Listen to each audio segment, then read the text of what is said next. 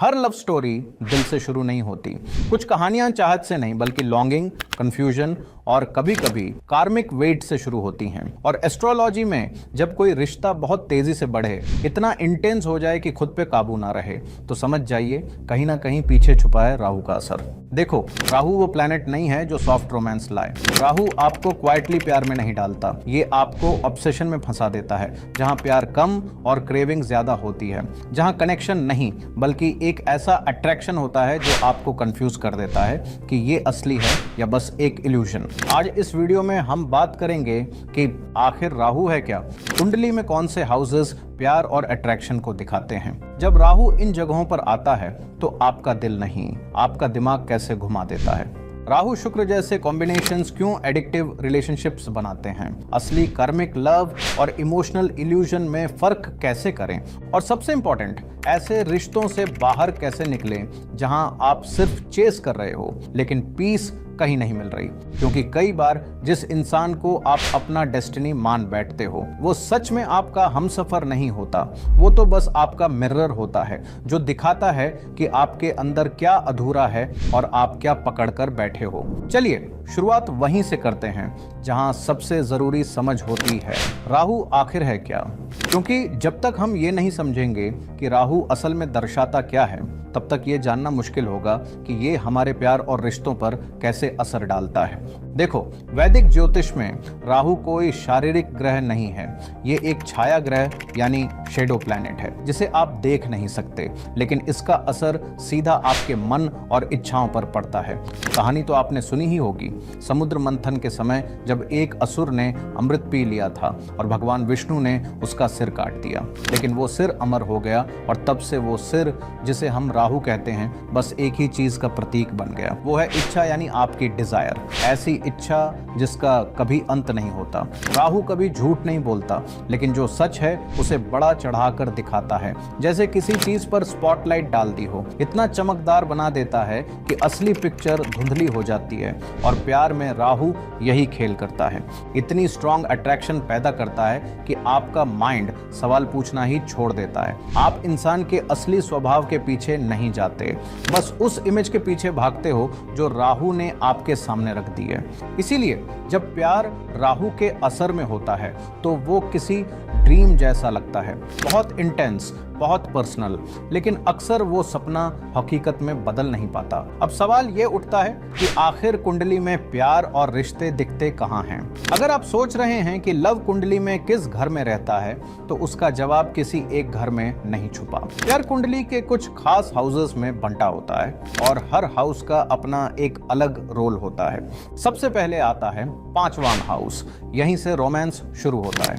ये हाउस दिखाता है अट्रैक्शन, इमोशनल जॉय और वो अर्ली स्टेज वाला प्यार जहां दिल तेजी से धड़कता है और केमिस्ट्री बनती है। फिर आता है 7वां घर, ये कमिटमेंट, मैरिज और पार्टनरशिप का घर है।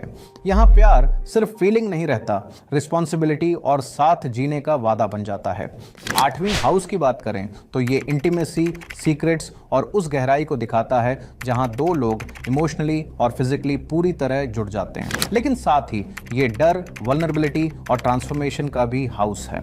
और आखिर में आता है 12वीं हाउस, ये वो जगह है जहां हिडन अफेयर्स, अनस्पोकन डिजायर्स और स्पिरिचुअल लेवल पर जुड़ाव दिखता है। यहाँ लॉन्गिंग होती है, कभी कभी प्यार में खो जाने वाला एहसास और कई बार इमोशनल लॉस या खुद को किसी रिश्ते में पूरी तरह सरेंडर कर देना भी इसी हाउस से जुड़ा होता है। अब देखिए, जब ये सारे हाउसेस अपनी नेचुरल फ्लो में चलते हैं तो प्यार एक बैलेंस बनाए रखता है, लेकिन जैसे ही राहु इनमें से किसी भी हाउस को टच करता है तो वही प्यार इंटेंस हो जाता है, अनप्रेडिक्टेबल बन जाता है और कहीं ना कहीं एक कार्मिक ट्विस्ट ले लेता है, जहां दिल और दिमाग के बीच का बैलेंस बिगड़ जाता है और इंसान समझ नहीं पाता कि ये सच्चा कनेक्शन है या बस राहु का खेल।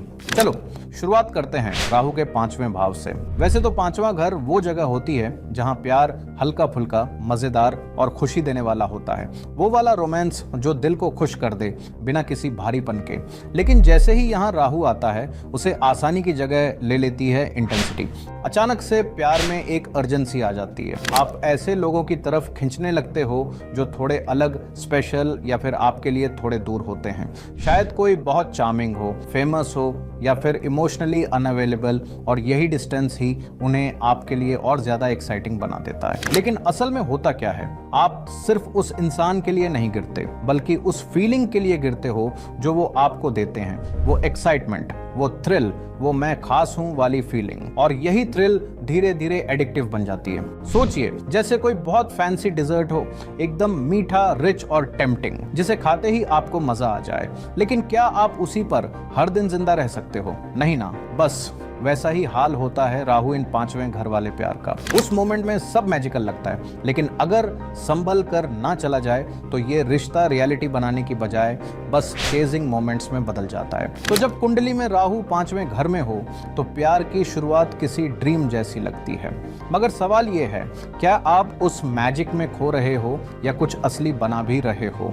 अब बढ़ते हैं आगे। राहु जब 7वें घर में आता है, 7वीं जगह वो जगह है जहां असली पार्टनरशिप्स बनती हैं, जहां दो लोग बराबरी के साथ एक कमिटमेंट में बंधते हैं। लेकिन जैसे ही इस स्पेस में राहु दाखिल होता है, फोकस असली कनेक्शन से हटकर चला जाता है उस परफेक्ट पार्टनर की इमेज पर। ऐसे में आप ऐसे इंसान की तरफ खींचने लगते हो जो कुछ अलग हो, कोई जो आपके दुनिया से बिल्कुल अलग बैकग्राउंड, लाइफस्टाइल या स्टेटस से आता हो। अट्रैक्शन इतना तेज और सडन होता है कि आपको लगता है बस यही है वो इंसान। लेकिन धीरे धीरे सच्चाई सामने आने लगती है। जिस इंसान को देखकर आप इतने मोहित हो गए थे वो शायद वैसा था ही नहीं जैसा आपने सोच लिया था, या फिर हो सकता है उसने कभी वैसा होने का दावा भी नहीं किया हो। बस आपने ही अपनी उम्मीदों से उस तस्वीर को रंग दिया। राहु यहाँ आपको इंसान की रियलिटी से नहीं, उसकी इमेज से प्यार करता है। कई बार आप उस रिश्ते में वैलिडेशन ढूंढते हो, कभी प्रेस्टीज के पीछे भागते हो, या फिर बस उस एक्साइटमेंट में रहते हो कि मैं किसी ऐसे इंसान के साथ हूं जो मेरी दुनिया से बिल्कुल अलग है। ये बिल्कुल वैसा है जैसे आपने ऑनलाइन कोई चीज ऑर्डर की हो। फोटो में सब कुछ परफेक्ट दिख रहा था, लेकिन जब वो हाथ में आती है तो कुछ और ही निकलती है। फिर भी आप उसे छोड़ते नहीं, ये सोचकर कि शायद एक दिन ये वैसा बन जाएगा जैसा आपने इमेजिन किया था। तो जब राहु 7वें घर में होता है तो प्यार आपसे एक ही चीज मांगता है, साफ साफ देखना सीखो। सिर्फ ये मत देखो कि आप क्या चाहते हो, बल्कि ये भी देखो कि असल में सामने क्या है। राहु 8वीं हाउस में। अब चलते हैं उस जगह जहां प्यार सिर्फ भावना नहीं रह जाता बल्कि एक गहराई में डूबने का अनुभव बन जाता है। वो हाउस है 8वीं हाउस। 8वां हाउस वैसे ही कुंडली का सबसे गहरा और रहस्यमयी हाउस माना जाता है। यहाँ बात होती है सीक्रेट्स की, सेक्सुअल इंटीमेसी की और उस इमोशनल ट्रांसफॉर्मेशन की जो इंसान को अंदर से बदल देता है। और जब यहाँ राहु आता है तो ये प्यार नहीं बल्कि उस प्यार में पूरी तरह खो जाने की चाहत लेकर आता है। राहु को यहाँ सिर्फ साथ नहीं चाहिए, उसे तो पार्टनर में घुलना मिलना है, पजेस करना है, जैसे अपनी आइडेंटिटी ही मिटा दे। इस प्लेसमेंट में अक्सर ऐसे रिश्ते बनते हैं जो किस्मत जैसे लगते हैं, जहां दो लोग एक दूसरे से स्पिरिचुअल या सेक्सुअल लेवल पर इस कदर बंध जाते हैं कि जैसे कोई हिप्नोसिस हो। लेकिन क्योंकि 8वीं हाउस छुपी हुई चीजों का भी घर है, ऐसे रिश्तों में अक्सर सीक्रेट्स होते हैं, पावर स्ट्रगल्स होते हैं और इमोशनल अप्स एंड डाउन्स कभी खत्म नहीं होते। ये बिल्कुल वैसा है जैसे आप गहरे समंदर में उतर गए हों, जहां पानी ठहरा हुआ नहीं है, सब कुछ मिस्टीरियस है, आपको खींच रहा है। और अगर आपको तैरना नहीं आता तो यही गहराई खतरनाक भी बन सकती है। तो जब राहु 8वें घर में होता है तो प्यार एक सिंपल कनेक्शन नहीं रहता, वो एक ऐसा सफर बन जाता है जहां आप खुद से भी दूर हो सकते हैं अगर आपने उन शैडोज में रास्ता ढूंढना नहीं सीखा। राहु 12वीं हाउस। जब राहु 12वें घर में होता है तो प्यार हकीकत से ज्यादा एक सपना बन जाता है। 12वें घर वैसे भी दूरी, अधूरी इच्छाओं और खुद को खो देने वाली स्पेस है। ऐसे में जब राहु यहाँ आता है तो दिल अक्सर ऐसे इंसान की तरफ खींचता है जो इमोशनली या फिजिकली आपके लिए अवेलेबल नहीं होता। कोई लॉन्ग डिस्टेंस कनेक्शन, कोई सीक्रेट रिलेशनशिप या फिर एक ऐसी लव स्टोरी जो कभी पूरी नहीं होती। लेकिन यहाँ लॉन्गिंग कभी खत्म नहीं होती, ये तो हर दिन और गहरी होती जाती है। जितना वो इंसान दूर होता है उतना ही राहु आपको उससे और बांध लेता है। कई बार लोग सालों तक ऐसे रिश्ते में अटके रहते हैं जो कभी उनका था ही नहीं। ये कोई मैडनेस नहीं है, ये बस राहु का असर होता है। किसी ऐसे से प्यार करना जो आपकी लाइफ में कम और आपके माइंड में ज्यादा हो, वैसा है जैसे किसी खूबसूरत सपने को पकड़ कर रखना जो हर दिन थोड़ा थोड़ा फेड होता जाता है। अब बात करते हैं एक ऐसे ग्रह योग की जो प्यार को सिर्फ एहसास नहीं रहने देता, उसे ऑब्सेशन में बदल देता है। राहु और शुक्र का कंजंक्शन, यानी जब इच्छा और अट्रैक्शन एक साथ आ जाए। जब राहु जो तृष्णा और चाहत का ग्रह है, शुक्र यानी प्यार और खूबसूरती के ग्रह से मिलता है, तो अट्रैक्शन धीरे धीरे नहीं होता, ये तो सीधा एक्सप्लोड करता है। ऐसा योग जहां आप किसी से मिलते ही कुछ ही दिनों में उसके ख्यालों में खो जाते हो, हर बात में वही इंसान, हर सपने में वही चेहरा। दिल ये मान बैठता है कि शायद ये किस्मत है। शुरुआत में सब कुछ मैजिकल लगता है, ऐसा लगता है जैसे किसी ने आपको सच में समझा है, जैसे कोई आपको एडमायर कर रहा हो। बातें एक्साइटिंग होती हैं, कनेक्शन रेयर लगता है, लेकिन धीरे धीरे एक पैटर्न बनने लगता है। आपको उससे और ज्यादा चाहिए होता है, ज्यादा टाइम, ज्यादा अटेंशन, ज्यादा अफेक्शन। फिर आप उस इंसान को परफेक्ट मान लेते हो, भले ही वो हो ना। रेड फ्लैग्स दिखते भी हैं तो केमिस्ट्री इतनी स्ट्रांग होती है कि आप उन्हें नजरअंदाज कर देते हो। सच ये है कि ये योग जितना पावरफुल होता है उतना ही ट्रिकी भी। ये एक तेज जलती हुई मोमबत्ती जैसा होता है, बहुत ब्राइट, बहुत खूबसूरत, लेकिन अगर इसे गहराई नहीं मिली तो जल्दी बुझ भी सकता है। इसमें इमोशनल हाइज मिलते हैं, रोमांटिक जेस्चर्स मिलते हैं, लेकिन अगर रिश्ते में मैच्योरिटी और स्टेबिलिटी नहीं है तो यही प्यार जेलसी, इनसिक्योरिटी और इमोशनल बर्नआउट में बदल सकता है। अक्सर इस योग में एक पार्टनर को आप आइडियल बना देते हो और दूसरा इंसान इमोशनली फंस जाता है। लगता है जैसे ये सच्चा प्यार है, लेकिन कई बार ये बस एक इमोशनल हाई होता है जिसे हम प्यार का नाम दे देते हैं। तो जब भी ऐसा रिश्ता आपकी लाइफ में आए तो खुद से एक सवाल जरूर पूछना, क्या ये इंसान सच में मेरे दिल को सुकून दे रहा है या बस मेरी क्रेविंग को बढ़ा रहा है?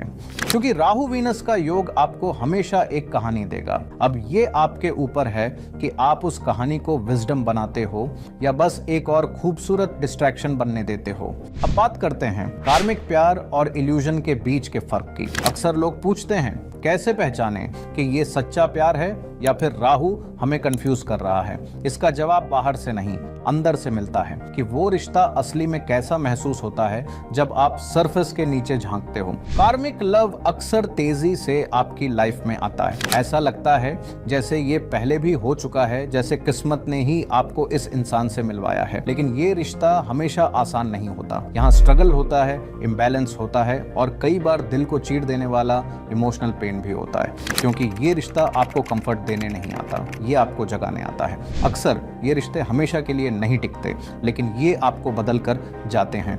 ये आपको आपकी ही तस्वीर दिखाते हैं, आपकी गलतियां, आपके इमोशनल जख्म और वो पैटर्न्स जो आप बार बार दोहराते हो। जैसे कोई आपका हाथ पकड़ने नहीं बल्कि आपके सामने आईना रखने आया हो। कार्मिक लव एक जंगल की आग जैसा होता है जो हर उस चीज को जला देता है जो अब असली नहीं रही, ताकि उस राख से कुछ सच्चा और नया उग सके। दूसरी तरफ इमोशनल इल्यूजन कुछ और होता है। यहाँ आप इंसान से नहीं, अपने ही बनाए हुए ख्वाब से प्यार करने लगते हो। आप अपनी उम्मीदें, सपने और फैंटेसीज उस इंसान पर टांग देते हो, ना इसलिए कि उसने वो सब डिजर्व किया है, बल्कि इसलिए क्योंकि आपको चाहिए कि वो वैसा हो। सच तो ये है कि आप उस इंसान को जानते ही नहीं, आप बस उसे वैसा देखना चाहते हो जैसा आपने इमेजिन किया है। यही है राहु का जाल। वो आपको प्यार जैसा एहसास देता है, लेकिन उस प्यार की कोई फाउंडेशन नहीं होती। इल्यूजन उस धुंध जैसा होता है जो कांच पर जम जाती है, दिखने में सॉफ्ट, रोमांटिक और खूबसूरत, लेकिन जैसे ही आप उसे पकड़ने जाओगे हाथ खाली रह जाएंगे। अब फर्क बड़ा सटल है लेकिन जरूरी भी। कार्मिक लव आपको बदलता है, वो सच्चाई लाता है, और इल्यूजन आपको थका देता है, वो सिर्फ कंफ्यूजन छोड़ता है। तो अगर कभी डाउट हो तो खुद से ये सवाल जरूर पूछना, क्या ये रिश्ता मुझे ग्रो करने के लिए मजबूर कर रहा था या फिर मैं बस किसी ऐसे इंसान के पीछे भाग रहा था जो कभी पूरी तरह से था ही नहीं। अब सवाल ये है कि राहु वाले प्यार के जाल से बाहर कैसे निकला जाए। देखो, राहु से लड़ाई नहीं होती, उसे समझना पड़ता है, और ये समझ शुरू होती है खुद से ईमानदारी भरे सवाल पूछने से। जैसे, क्या मैं सच में प्यार में हूँ या किसी चीज से भाग रहा हूँ? क्या ये रिश्ता वाकई समझदारी और कनेक्शन पर टिका है या बस केमिस्ट्री पर? क्या मैं उस इंसान से जुड़ा हूं या उस फीलिंग से जो उसने मुझे किसी एक पल में दी थी?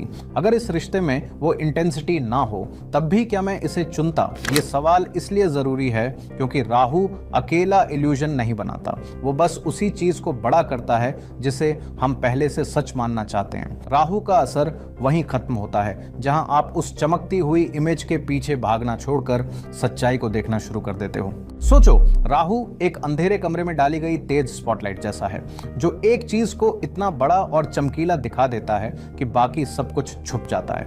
लेकिन जैसे ही आप धीरे से असली लाइट जलाते हो तो पूरा कमरा साफ साफ दिखने लगता है। यहीं से हीलिंग शुरू होती है, ना कि किसी बड़े ड्रामेटिक स्टेप से बल्कि एक शांत अवेयरनेस से।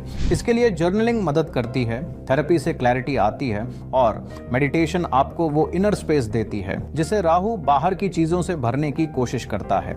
लेकिन सबसे बड़ा इलाज है खुद से ईमानदारी, क्योंकि आखिर में राहु आपको धोखा नहीं देता, वो बस आपको दिखाता है कि आप कहां खुद को धोखा देने के लिए तैयार थे। और जिस दिन आप साफ देखने से डरना छोड़ देते हो उस दिन आप सिर्फ इल्यूजन से बाहर नहीं निकलते, आप उस लेवल से आगे बढ़ जाते हो। तो आखिर में बात बस इतनी है, राहु ना तो प्यार देता है और ना ही प्यार छीनता है, वो बस ये परखता है कि आप सच्चे प्यार को देखने के लिए कितने तैयार हो। कई बार सबसे गहरा रिश्ता किसी और के साथ नहीं होता बल्कि अपने उस हिस्से के साथ होता है जिसने कभी इल्यूजन को चुना था और फिर वक्त के साथ उस इल्यूजन से बाहर निकलना सीख लिया। हम फिर मिलेंगे अगले वीडियो में, तब तक जागरूक रहिए और प्यार को हमेशा खुले दिल से चुनिए।